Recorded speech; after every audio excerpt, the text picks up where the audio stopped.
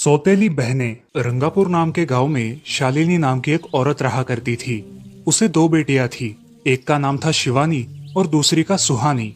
शिवानी जब छोटी थी तब उसकी माँ गुजर गई थी, जिसके कारण उसके पिता रघु ने दूसरी शादी कर ली। मगर उनका भी कुछ सालों में बीमारी की वजह से देहांत हो गया और इसी वजह से शिवानी के मन में उसकी माँ और बहन के प्रति प्रेम उत्पन्न नहीं हो पाया। शिवानी और सुहानी में हमेशा झगड़ा हुआ करता था। दोनों भी बहनें एक दूसरे से कभी प्यार से बात नहीं करती थी। शालिनी ये सब देख बड़ी चिंता में रहा करती थी। ऐसे ही एक दिन, शिवानी सुहानी, चलो आ जाओ, खाना खा लो। हाँ माँ, आई। हाँ माँ, मैं भी आई। ऐसा कहकर दोनों बेटियां वहां आ जाती है और देखती है तो उनकी माँ ने उन दोनों के लिए गाजर का हलवा बनाया था। वो देख सुहानी और शिवानी बहुत खुश हो जाती है। माँ, तुमने ये हलवा मेरे लिए बनाया है? मुझे बहुत पसंद है। मुझे पता है कि मेरी दोनों बेटियों को हलवा कितना पसंद है, इसीलिए तो मैंने तुम दोनों के लिए हलवा बनाया है। और मेरे लिए माँ? अरे हाँ बेटी, मैंने तुम्हारे लिए भी बनाया है। चलो अब जल्दी से खा लो, तुम दोनों को कॉलेज भी तो जाना है ना। जी माँ, मैं ये कटोरी ले लूँ? मुझे जल्दी पहुँचना है कॉलेज में। हाँ ले लो। और सुहानी, तुम ये वाली कटोरी ले लो। जी माँ। दोनों भी हलवा खाती है और एक दूसरे की ओर बहुत गुस्से से देखकर वहां से चली जाती है। वो दोनों भी कॉलेज में एक साथ पढ़ा करती थी। फर्क सिर्फ इतना था कि शिवानी 3rd ईयर में थी और सुहानी 1st ईयर में। उन दोनों में 2 साल का अंतर था। फिर भी दोनों में हमेशा नोकझोंक हुआ करती थी, जैसे कि वो दोनों एक दूसरे की दुश्मन हो। ऐसे ही एक दिन, दीदी, मेरे कॉलेज की ट्रिप जाने वाली है। तुम्हारी भी ट्रिप जाने वाली है क्या? हाँ, मेरी भी जाने वाली है, मगर मेरा जाने का मन नहीं है। क्यों दीदी? क्योंकि वहाँ पे तुम हो। मुझे भी कोई शौक नहीं है तुम्हारे साथ आने का। मैंने ऐसे ही पूछ लिया। मैं जा रही हूँ। शिवानी और सुहानी एक दूसरे की ओर मुंह फेरकर वहां से चली जाती है। अगले दिन दोनों भी कॉलेज में जाती है। तब उनके टीचर उनसे पूछते हैं, शिवानी, तुम कॉलेज की ट्रिप में आने वाली हो? जी सर, मैं आने वाली हूँ। ठीक है, मैं तुम्हारा नाम लिखवा देता हूँ। जी सर। ऐसा बोलकर टीचर ट्रिप के लिए जाने वाले विद्यार्थियों की लिस्ट बना लेते हैं। घर आकर शिवानी और सुहानी ये बातें अपनी माँ को बताती है। सुहानी, शिवानी, तुम दोनों ट्रिप के लिए जा रही हो, मगर वहां जाके झगड़ा मत करना, नहीं तो ट्रिप पे जाने की कोई जरूरत नहीं है। नहीं माँ, हम झगड़ा नहीं करेंगे। हाँ माँ, हम झगड़ा नहीं करेंगे। तो फिर ठीक है, तुम दोनों जाओ। ये लो ट्रिप के लिए पैसे, और बाकी के ये तुम्हारे पास ही रखना। माँ, हम कल जाएंगे और 2 दिन के बाद वापस आएंगे। ठीक है, चलो अब सो जाते हैं, कल तुम दोनों को निकलना है। अब वो सब खाना खाकर सो जाती है।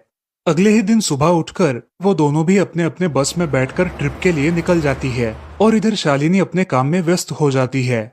ऐसे ही कुछ देर बाद शालिनी को शिवानी का फोन आता है। माँ, हम दोनों यहाँ ट्रिप की जगह पहुँच गए हैं। अच्छा बेटी, तुम दोनों ठीक हो ना? हाँ माँ, मैं रखती हूँ, हमें यहाँ अलग अलग स्पॉट देखने जाना है।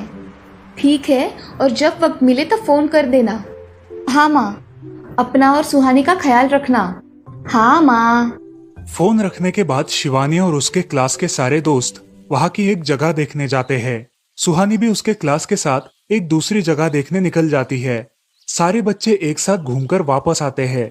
शिवानी सुहानी को ढूंढती है, मगर सुहानी उसे कहीं दिखाई नहीं देती। इसीलिए शिवानी को बड़ी चिंता होने लगती है। अरे, ये सुहानी कहाँ रह गई? इसका तो कुछ भी पता नहीं, कहाँ ढूंढूं इसे? तभी शिवानी को सुहानी दिखाई देती है और उसके जान में जान आ जाती है। सुहानी, कहाँ गई थी तुम? मुझे कितनी चिंता लग गई थी तुम्हारी। अरे, मैं यहाँ ही थी मेरी सहेलियों के साथ, मुझे कुछ नहीं हुआ। ऐसा बोलकर सुहानी वहाँ से चली जाती है। दूसरे दिन सब लड़के लड़कियाँ जल्दी उठकर अपनी तैयारी कर लेते हैं और पहाड़ पर जाने के लिए निकलते हैं। वो सब आज थोड़ा घूमकर शाम तक निकलने वाले थे। सब विद्यार्थी एक हिल स्टेशन देखने चले जाते हैं। शाम होने तक उस पहाड़ी का मजा उठाते हैं, लेकिन सुहानी बिना किसी को बताए उस पहाड़ी के एक अनजान हिस्से में चली जाती है। वहाँ का मनमोहक दृश्य देखते देखते गलती से उसका पैर फिसल जाता है और वो वहाँ से नीचे गिर जाती है।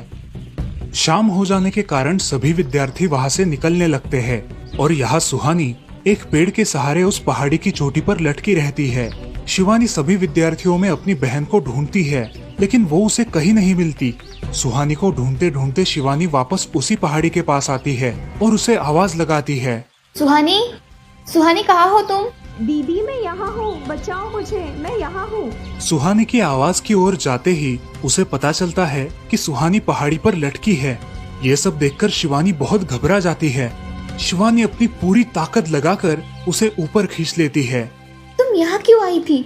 अगर तुम्हें कुछ हो जाता तो मैं क्या करती? माँ को क्या जवाब देती? दीदी मेरा पैर फिसल कर मैं वहाँ गिर गई।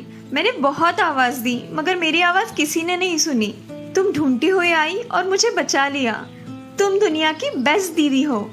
हाँ सुहानी, चलो अब घर जाने के लिए देर हो जाएगी, बस निकल जाएगी।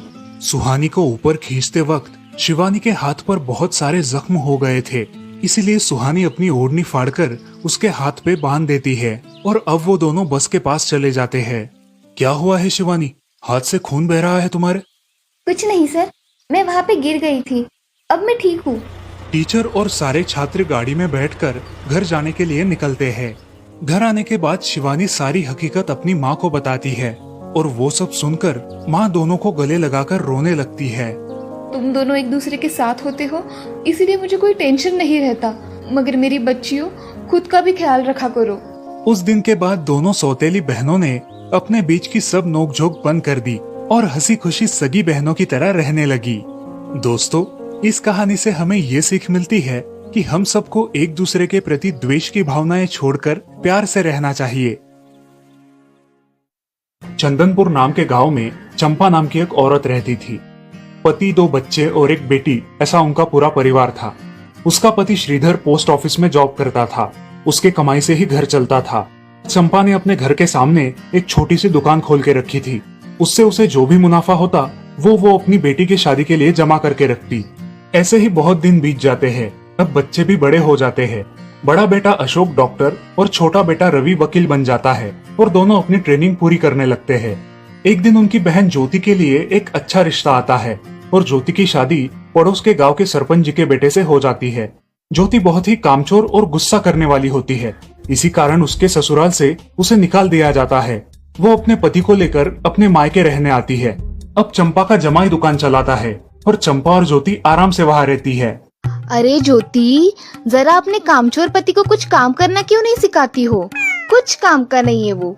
अरे हाँ माँ, उनके पिताजी ने तो उन्हें ही घर से निकाल दिया और हमारे माथे मर दिया। जाने दो, पति है। माँ और बेटी इसी तरह तानेबाजी करती रहती। अब बड़े बेटे अशोक की शादी उन्हीं के गांव के एक लड़की से करा दी गई, लेकिन उस लड़की से भी चंपा बहुत काम करवाती और वो बेचारी सासू माँ का आदर करके सब काम चुपचाप करती थी। एक दिन वो काम करके थक गई और एक जगह पर बैठ गई। ए कामचोर कमला, इतना सारा काम पड़ा है घर में, क्या वो तुम्हारा बाप आके करेगा? चलो उठ, काम कर। हाँ हाँ माँ जी, करती हूँ। ऐसा कह के कमला अपने काम पर लग जाती है और सारा काम खत्म कर देती है। चंपा अपने बेटे अशोक से घर आने के बाद चुगलियां किया करती थी। अशोक घर आकर कमला को बहुत भला बुरा कहता और कभी कभी तो उस पर हाथ भी उठाया करता था। ये सब रवि देखा करता था और रवि को बहुत बुरा लगता था। अशोक मारने आता तो रवि बीच में पड़ जाता और माँ बाप को डांटता था और वही झगड़ा खत्म हो जाता था। ऐसा बहुत दिन चलता रहा। रवि को रंजना नाम की एक लड़की बहुत पसंद थी, जो कि एक न्यूज रिपोर्टर थी। क्या तुम मुझसे शादी करोगी? मुझे तुम बहुत पसंद हो। हाँ, मगर रवि, तुम्हारे घर में तुम्हारी माँ का बर्ताव मुझे बिल्कुल पसंद नहीं है, इसीलिए पहले तुम इसका कोई हल निकालो। अरे रंजना, मैं हूँ ना तुम्हारे साथ, तुम्हें टेंशन की क्या बात है? मगर रवि, तुम भी अगर मुझे मारने पीटने लगे तो मैं तुम्हें कोर्ट में खींचूंगी। अरे हाँ बिल्कुल, वो तो तुम्हारा अधिकार है।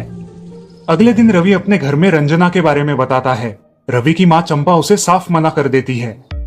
रवि, तुम्हें कुछ समझ आता है या नहीं? अपनी बिरादरी की लड़की से शादी करो बेटा।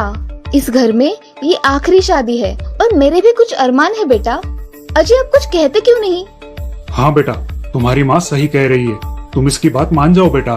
नहीं पापा, मैं शादी करूंगा तो सिर्फ रंजना से, वरना मैं शादी नहीं करूंगा। सब चुप हो जाते हैं। अगले दिन रवि मंदिर से शादी करके घर आता है। सब अचरज से रवि की ओर देखते हैं और चुपचाप अपने कमरे में चले जाते हैं। कमला उन दोनों का स्वागत करती है और वो दोनों अपने कमरे में जाते हैं। कैसे लगा मेरा घर? अच्छा है, मगर सब मिलजुल के रहे तो और भी अच्छा होगा। रंजना, तुम्हें मेरी माँ को सबक सिखाना होगा, तभी घर के सारे सदस्य ठीक हो जाएंगे। ठीक है रवि, जैसा तुम चाहो।